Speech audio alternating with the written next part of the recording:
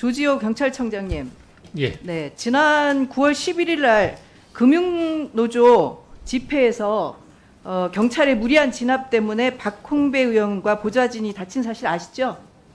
예. 네, 박홍배 의원은 방패에 찍혀서 전치 2주에 발목 염좌 진단을 받았습니다. 저는 이 문제가 세 가지 문제점이 있다고 생각하는데요. 첫 번째, 경찰의 과잉 대응을 지적하지 않을 수 없습니다.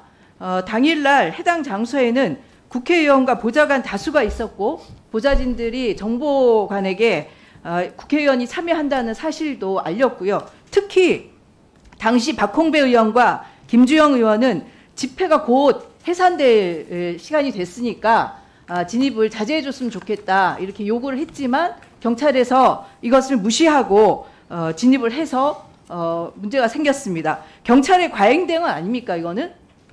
이게 그 국회의원들이 참석하는 집회에서조차 이렇게 하면 일반 시민들이 그냥 참여하는 집회에서는 경찰들이 얼마나 더 과잉 대응을 할지 불을 보고도 뻔한 것 같습니다. 이 부분에 대해서는 경찰청장께서 공식적으로 사과하셔야 되는 거 아닙니까? 일단 그 의원님께서 지적하신 부분에 대해서 제가 그 영상을 최종 영상을 다 봤습니다. 그런데 거기에 그 의원님께서 지적하신 대로 뭐 방패에 찍혀서 이런 내용이 나오지 않습니다. 그 최종 영상은 경찰에서 제공한 영상이고요. 그러니까 모든 그 영상을 아니 청장께서는 영상을 봤다고 하지만 다른 사람들은 그 영상을 다 보지도 않았고 저희 의원실에 관련 경찰관이 영상을 가져왔지만 본인들이 보여주고 싶은 영상만 가져온 거 아닙니까? 그리고 우리가 찍은 영상 중에는 비슷한 영상들이 있기 때문에 그렇게 말씀하시는 그 영상을 보여주시면 제가 그 확인을 하고 무리한 진압인지 여부를 제가 판단하겠습니다. 박홍배 의원이 전치 2주에 상해를 입은 건 사실 아닙니까? 근데 그것이 경찰의 무리한 진압 또는 뭐 의원님께서 방금 지적하신 대로 의원이 방패에 찍혀서 하고 그게 인과관계가 의원이 거기 무시로 가서 그냥 폭행을 당하거나 이러지 않을 거 아닙니까? 방패에 찍히거나 이러지 않을 거 아닙니까? 이 부분에 대해서는 앞으로 경찰청에서 당연히 사과를 드리는데요. 네, 경찰청에서 이거는 엄중하게 보셔야 됩니다. 더군다나 두 번째 제가 지적하지 않을 수 없는 게요. 압사 가능성이 있음에도 무작정 경력을 투입한 부분이거든요. 그 총장께서는 그 콘솔 박스를 이제 그 압수하기 위해서 그런 건데요. 그 장소의 폭이 얼마나 되는지 아세요? 그건 그 현장의 지휘관이 안전을 충분히 고려해서 어떻게 들어갔습니다. 안전을 충분히 고려합니까? 마침 큰 사고가 안 나서 다행인데요. 거기 폭이 2.5m 규모입니다. 근데 지난 2022년도 이태원 참사가 있었던 그 골목, 집중적으로 사망이 있었던 그 골목의 폭이 4m입니다. 여기보다 더 좁은 곳이었어요. 그 도로의 폭이 중요한 게 아니고 밀집도가 중요한 것인데요. 밀집도도 높죠. 5,000명 정도가 참여한 곳인데. 그 안에 5,000명이 들어가 있지는 않았습니다. 5,000명이 들어간 공간은 그렇다 하더라도 충분히 공간이 있었습니다. 안전을 충분히 고려해서 경찰이 이 부분을 해야 되고요. 더군다나 저는 세 번째 부분, 결국은 시위가 폭력적인 게 아니라 진압 자체가 폭력적인 부분에 대해서 지적을 안 할 수가 없고요. 세 번째는 소음 측정 때문에 이제 소음이 기준치 이상이 됐기 때문에 이 콘솔을 압수하기 위해서 진압을 한 건데 실제로 저희가 이렇게 확인해 본 바로는 배경 소음이 지금 59.7데시벨이 나왔는데 청장님 숨소리가 몇 데시벨인지 아세요?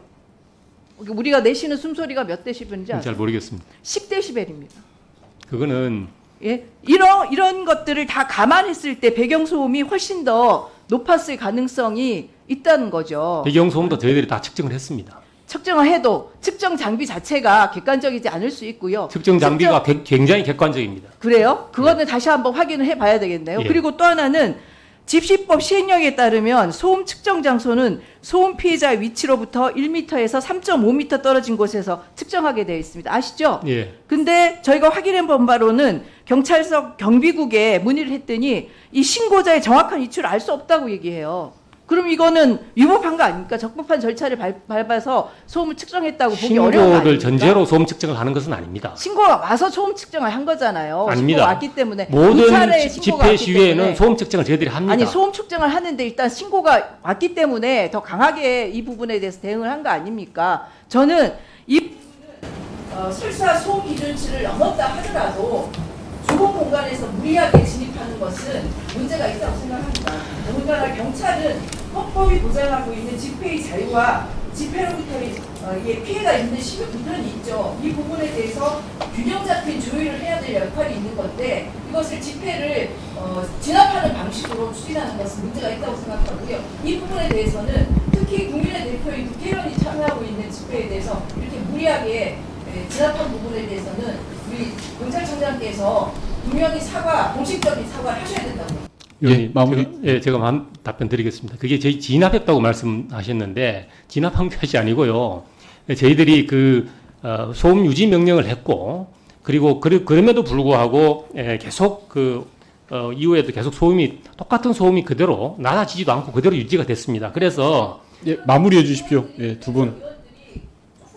네. 예, 그 부분도 제가 말씀드리겠습니다. 마무리 부탁드립니다. 두 그 분 다. 부분도 제가 말씀드리겠습니다. 의원님들이 네, 네.